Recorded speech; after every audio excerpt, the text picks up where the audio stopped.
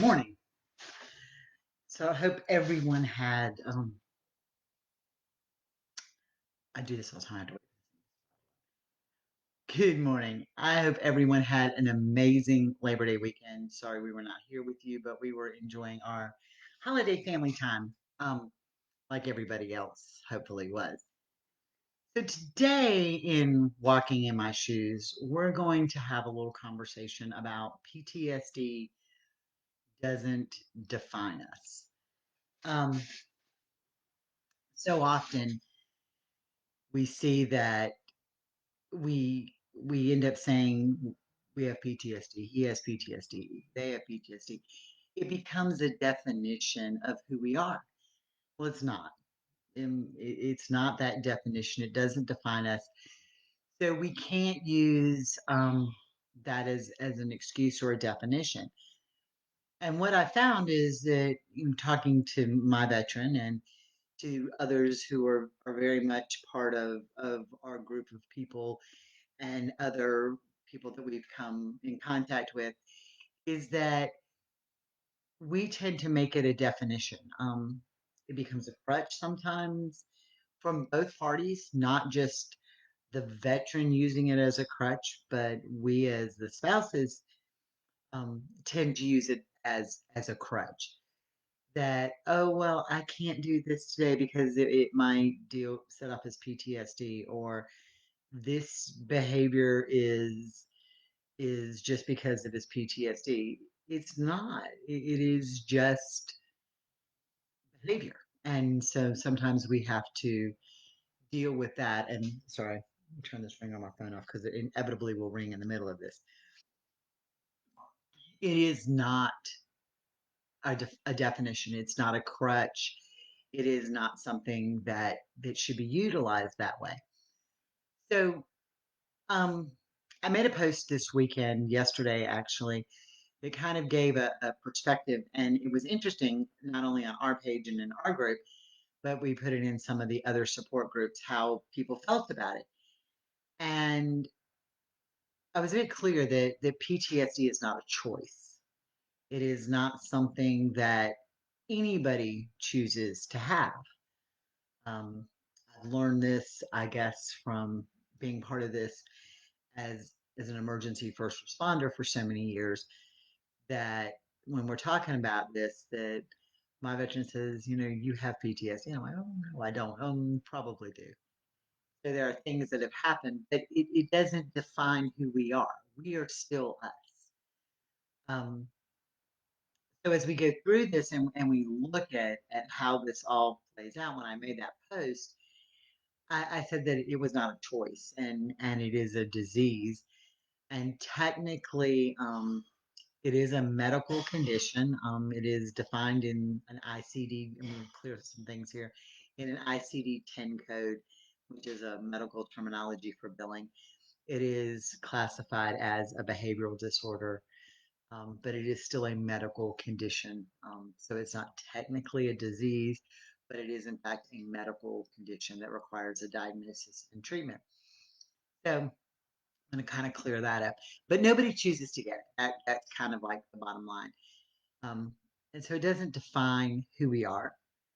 It doesn't define who our veteran is. And we have to be careful as the spouses and the partners, the caregivers, again, I hate that word, the loved one, of utilizing it as an excuse for unacceptable behavior. Um, Same thing on the veteran side. You can't just be a total jerk and say, well, I'm a jerk today because I have PTSD, cut me a break. That isn't kind of how it works. Um, and again, PTSD doesn't happen all the time. They're not always in that moment all the time. So, what I found was early into this relationship with my veteran, he would come into the kitchen and say, hey, what can I help you do? And I'm like, nothing, I got this.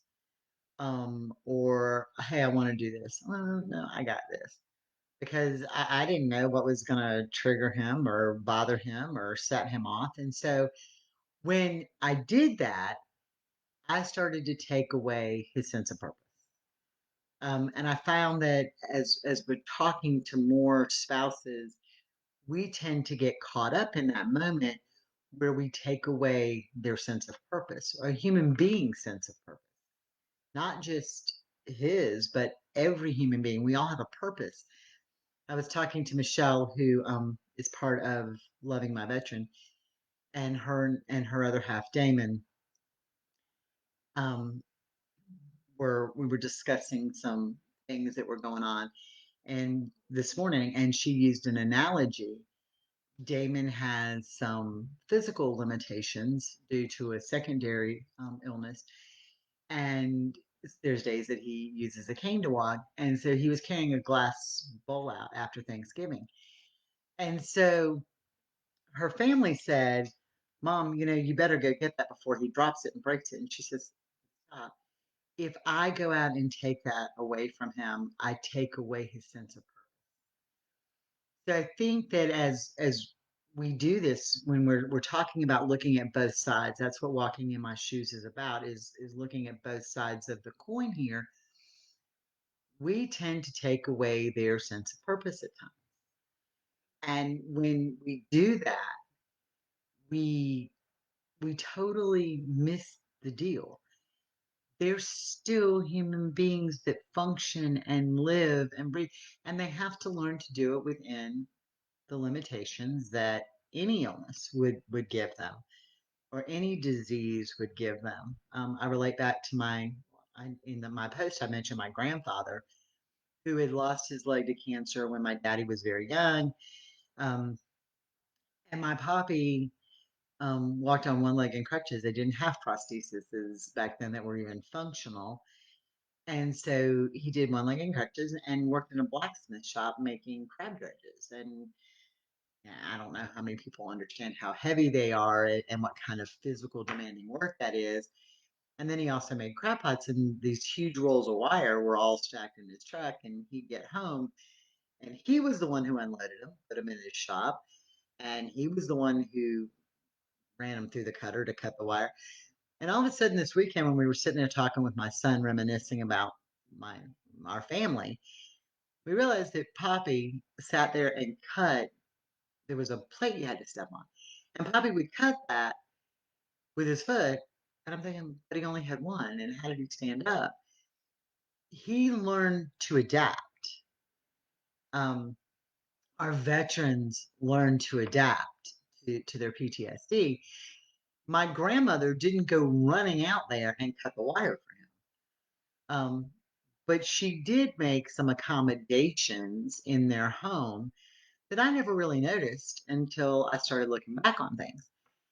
Like, he always sat at a certain place on the breakfast bar because it was where he could get up with and it wasn't just his leg, they took it out at his hip, where he could get up on the stool and his crutches were in a certain place. She always, as soon as his pants were done out of the laundry, she always, she called pinned his pants, which was called the leg that was missing up, and pinned them. She did that for him to make his life a little easier. She didn't just hang all the pants in the closet and say, Lucas, you're on your own. Those were little accommodations she made for him that made their life easier. And we do that. We need to do that. We need to, because let's be realistic here. Anything we can do to make our lives easier as a family only benefits everybody. It isn't that we're giving in, because this is not a struggle of who gives in and who wins. This is about coming together as a cohesive unit, as a family, and what works best for us. Because what works best for me and my veteran may not work best for you and your veteran. When I was asked to do these and start speaking on this, I can't speak on the perspective of what it's like to raise a kid in this, because we don't have minor children living at home. We're both grown and our kids are all grown and gone. So we don't have the minor children living at home. So I can't tell you what it's like to homeschool and deal with the COVID thing and get kids off to school and go to work and do all this stuff, because I don't have that. So what works for us in our daily life obviously is not going to work the same for somebody who's got a kid, but you have to find what works for you. So this disorder, PTSD, if you want to be technical in the term, does not define them. It does not control your life. Yes, you need to make accommodations. Yes, both parties need to figure out what works best for both parties, but it is not a crutch and it is not an excuse. And while we complain so often, I see the complaints of he uses it as an excuse, he uses it as an excuse. My veteran does this. And then, and the very flip side, when the comments start to come down, it's like, well, I told him he couldn't do this, and I don't let him do this, and I don't, you've taken away their purpose. So you've used it as an excuse. So neither party can use it as an excuse. Neither party can use it as a crutch. It has to be working together.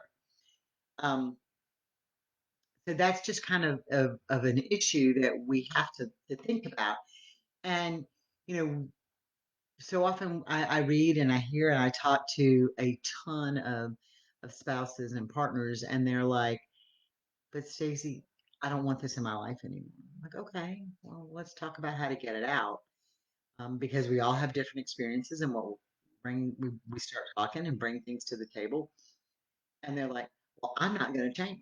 Well, do you want a better response? Yes.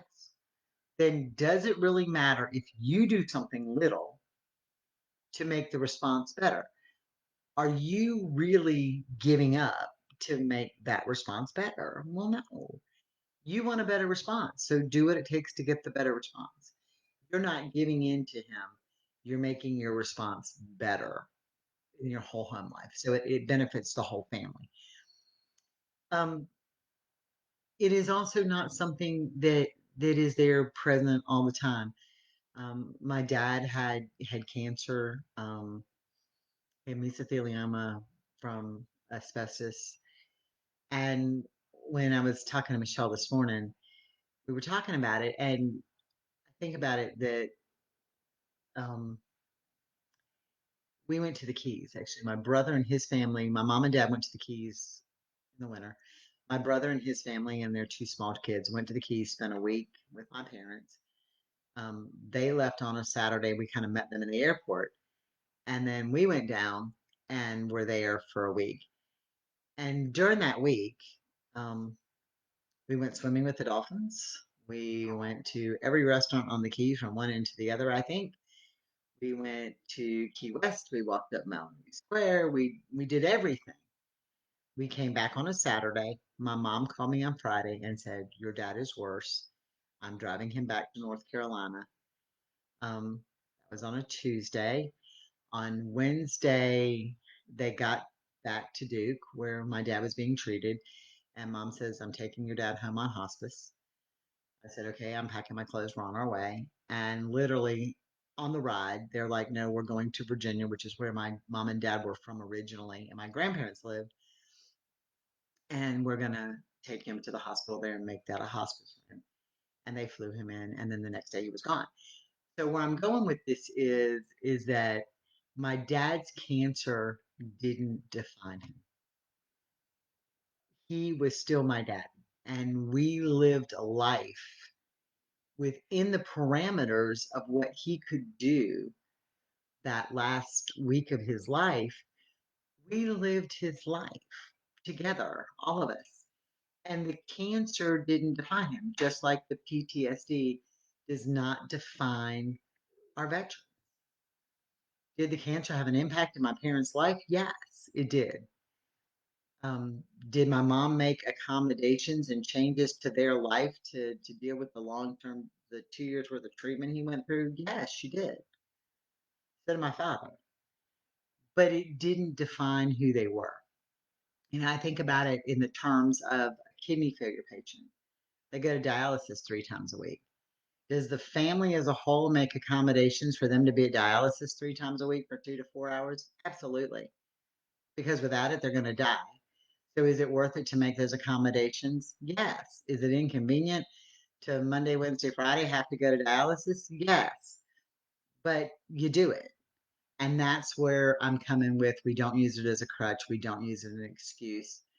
We do it. We do what it takes to make it work. And that is super important in this whole process of learning to live within the scope of what we can accommodate. There are certain things that we can fix. There are certain things that we can't. There are things that we have to do on in our end. We have to take care of us, and we tend not to. We tend to become based on our personality types, and there's so many. We tend to become take over this role as caregiver because that's kind of what women do. And I don't want to get into this men women thing, but go back to the caveman days. Women nurtured and made a home. I mean, even look at animals when they give birth, the mom tends to be the one who's home and there, and the dad goes off and whatever. But that's just who we are. So we want to take care of and we want to nurture and we want to do these things. And sometimes when we do these things, we take away their masculinity and especially for a man and their purpose. I cannot imagine how hard it is when you're the female with it, because you want to be the one to help, and then there's all these emotions that come in. So you just can't take away who that person is, and you can't let it define who they are. And we hurt ourselves, and we hurt our veteran when we sit here and say, "You can't do this because of." And the same thing on the flip side, the veteran cannot use this as the excuse. I can be obnoxious because I have this. No, you can't. There are things that my veteran and I discuss in our daily life, and I think about like even last night he made a comment to me about something I was doing, and he says, "And this is not the PTSD talker." No, it wasn't. It was just a normal relationship thing, and it's sad that he had to preface it with, "This is not the PTSD talking. This is a normal relationship thing," and it was very sad. Yeah, Shauna, we can't. You can't use it as a crutch either. I mean, we do this. They tend to come in and say, "Eh, I have to utilize this," and you can't. So it's not an excuse for bad behavior. It's not a crutch. It is something that we learn to work on and live with together, all of us. And us being stronger together, we empower each other. You go back to the very beginning of time, and from the biblical aspect, God knew that Adam couldn't survive without Eve. I mean, they were there to be together. And that's how we are in this relationship for us. One of us can't survive without the other. I mean, could we if we had to? Yeah, but we are here designed to be helpers to each other. Helpers is that word. We're not designed, we're not here do everything for them or them do everything for us. We're designed to help each other. My veteran is my balance. I'll tell you, I'm 90 to nothing. I'm wide open. I get an idea and I go from the beginning of the idea to the very end of the idea, and I forget the steps along the way. And he's the one who brings me back in and says, Stacey, look, you're missing these steps. Um, we think way too much alike, Jim. Way too much alike are we thinking? So he's my balance. And that is kind of what we do here. We are our balance. We are our crutch. We're not a crutch. We don't need to demasculate them, which I think we do sometimes. Oh, I'll get that. I don't want to upset him. I don't want to. Real relationships, people get upset. There is no perfect marriage. Girls were lied to. I've said this before. Cinderella might have looked great in her little glass slipper, but nobody mentioned the fact that later on down the line, the glass slipper broke and she had 150 stitches in her foot. Okay. That's the reality of the world we live in. There is no perfect fantasy fairy tale thing. I'm a country music fan, love country music, but girl, I'm here to tell you people, that the love and the country music songs and the happily ever after, it isn't a continuous constant thing. We have to work for these things. They're good and they're bad and they're great. And that's where we kind of have to be. So again, remember that it's not your definition of who you are. I'm not Stacy, whose other half has PTSD, and I'm not his caregiver. I'm Stacy's partner, his soulmate, his love. He's mine. So you have to be really careful how we do this. For people, again, I cannot thank Sal and Damon and Jeremy and Carl for being part of this project, and our friends so much at Behind the Service podcast, who are an amazing group of ladies. And if you've not listened to them, you need to. And tomorrow morning, you need to join them at 10 for coffee. It's amazing. Go on their website and click the little link because it's amazing. But because of what we've chosen to do to help others, we have kind of brought PTSD into our living room 24/7. It's just like, yeah. So we've kind of brought it, not their PTSD necessarily, but we kind of brought it into our living room 24/7. And so it does affect them a little differently. It does change kind of our dynamics. And so for us, we've kind of made the commitment, and I didn't do it all, that, that after a certain time of night, us, it's got to be about us. It's got to be about a normal, everyday relationship, snuggled up on the couch, watching TV, whatever we choose to do. Go to a movie, sit out on the porch, whatever. But it has to be about us. It can't be about this all the time. So we do bring it into our living room every day. And I answered a messenger yesterday, last night late, and he was like, "I thought you said you were done." But she, and he's like, hmm. So I have to learn that boundary too, because now this project has kind of let me use this as a crutch to do what I want to do. But again, I cannot thank the people that are opening up, and like the spouses of these amazing women on Behind the Service. We open up so much, and their spouses have to deal with it. Not only are they dealing with their own PTSD, but now they're dealing with us bringing it into our living room from somebody else too. So it's kind of a hard balance. But don't let it define who you are. Don't let it define who your spouse is, who your partner is. Don't let it make those family definitions. When I said yesterday that it was a disease, and that became, and one of the threads, it became a big topic. No, it's not a disease. It's his choice. No, it's not. I assure you, it's not his choice. Nobody wakes up and says, "This is what I want to have today." But don't let it define you. Don't let it define him, and don't let it define your relationship.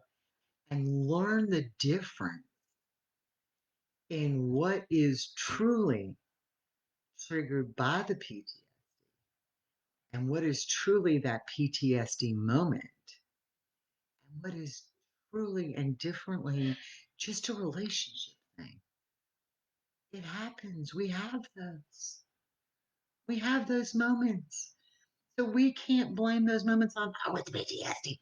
No, it, it's something we're not agreeing on like normal people. Normal people argue over little things, little stuff. It happens. My mom cut the bacon in half every day of her life. Every time she cooked bacon, right before my dad died, he nutted up and screamed about the bacon that she cut in half. That wasn't his cancer talking, that was my father. So remember, it's not about, you can't let it define you. So today is just go forward, have a great day, not an excuse, not in a crutch. Just be blessed in who we are. Be blessed that God has given us somebody to go forward in this journey with, friends, our family. again, I cannot tell you how blessed we as an organization are for our dear friends at Behind the Service. Um, Michelle, God love her, is working on a new project for us that we'll be super excited to start getting out and launching out. Um, there's so much going on. There's so much help out here. Um, we have to learn to utilize the help and the resources that we all have. They're huge for us. Um, they're there.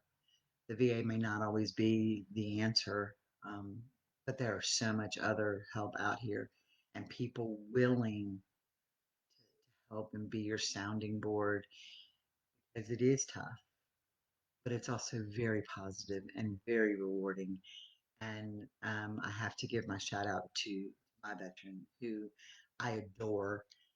And he is there for me in my worst moments, in my brat moments, and is behind this project 110%. And it has been an amazing journey and will continue to be. So I'll see y'all tomorrow at 9. I'll get this posted to the pages here momentarily and to the website. Um, and tomorrow, when you leave me at 9, you have time to go freshen up your coffee in that half an hour before you go join um, Shanna over on Behind the Service podcast for a coffee conversation. Girl, we get into some amazing topics over there and we talk about everything. So please go visit them again as well. And we'll have some time. So kind of do your time in the morning with us and with them. And we will see you tomorrow. Have a blessed day.